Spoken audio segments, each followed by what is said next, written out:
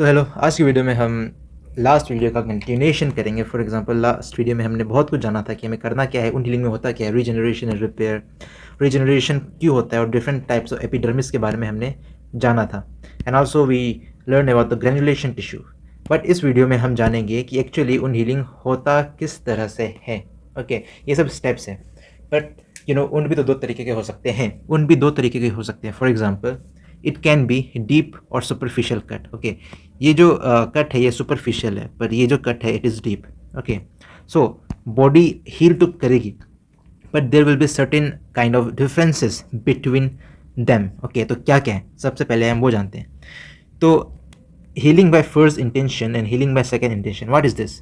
So first intention मतलब अगर वो अगर गहरा ना हो तो उसे हम कहेंगे healing by first intention. Okay, पहला पहला चोट प्यार जो भी बोलिए।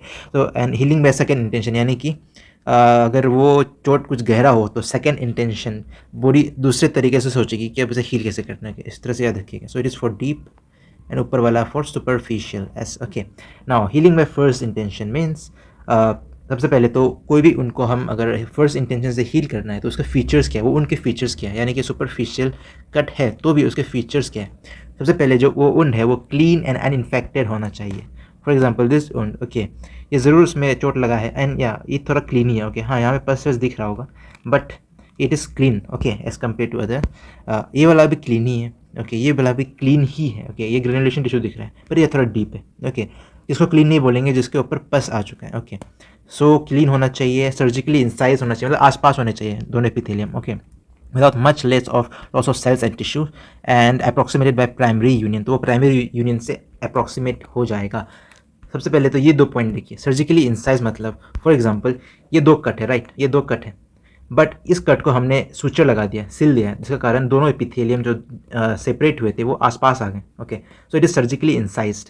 बट इसमें देखिए सेम चोट है पर इसको हमने सिला नहीं, तो ये क्या हुआ, दूर दूर ही रहा ना, दोनों एपिथेलियम दूर दूर है। ओके, जिसका कारण इसको हम प्राइमरी इंटेंशन से हील नहीं कर सकते, इसे हमें हील करना होगा सेकेंडरी इंटेंशन से, because it has been converted into deep cut.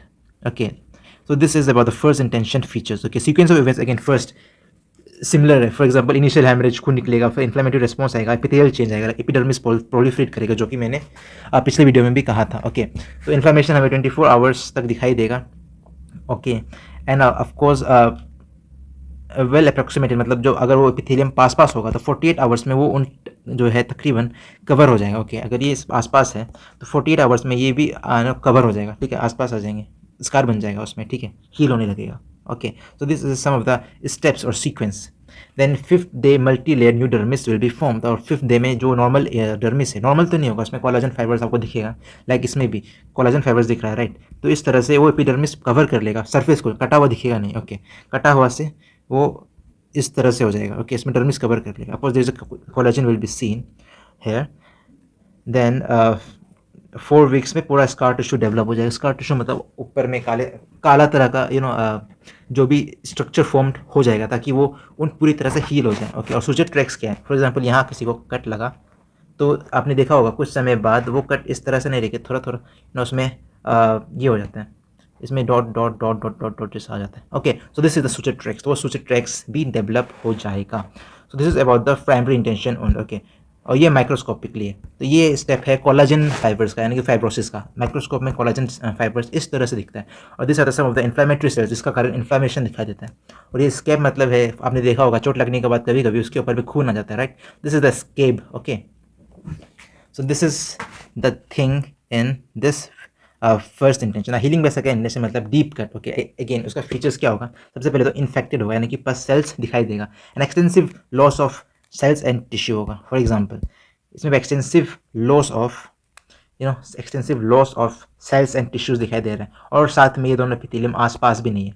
Okay, so this is an example of the healing by secondary intention. You can see it is quite clean उन्होंने कि granulation tissue है, तब पर भी surgically incise नहीं है, आसपास नहीं है दोनों एपिथेलियम, तो उसको हील होने में बहुत टाइम लगेगा, और इसमें हमें दवाइयाँ भी खानी होगी, फॉर एग्जांपल एंटीबायोटिक्स। पर पहले वाले में हमें कुछ दवाई खाने की ज़रूरत नहीं है। ओके, एंटीबायोटिक्स के बिना भी हील हो जाएगा, इसलिए अगर एंटीबायोटिक बिना खाए हील हो सकता है तो इसे हील होने दीजिए, बिना मतलब दवाई मत खाइए, because this will trouble your body, and also rational use of antibiotic leads to antibiotic resistance, okay, of bacteria, अगर आपको एंटीबायोटिक रेजिस्टेंस हो गया तो बहुत डिफिकल्ट होगा अगर कुछ अदर सीरियस केसेस हो। इसलिए हमेशा एंटीबायोटिक छोटे छोटे चोट में बिल्कुल भी लेना नहीं चाहिए। जैसे इसे साफ़ करना बहुत ज़रूरी है, ड्रेसिंग करना बहुत ज़रूरी है। ड्रेसिंग कैसे, लाइक डिटॉल हो गया, गर्म पानी करके उसे ठंडा करने के बाद रुई कॉटन से अच्छे से साफ़ करना है सुबह शाम, ओके। देन उसे कवर करना है ताकि इन्फेक्शन ना हो।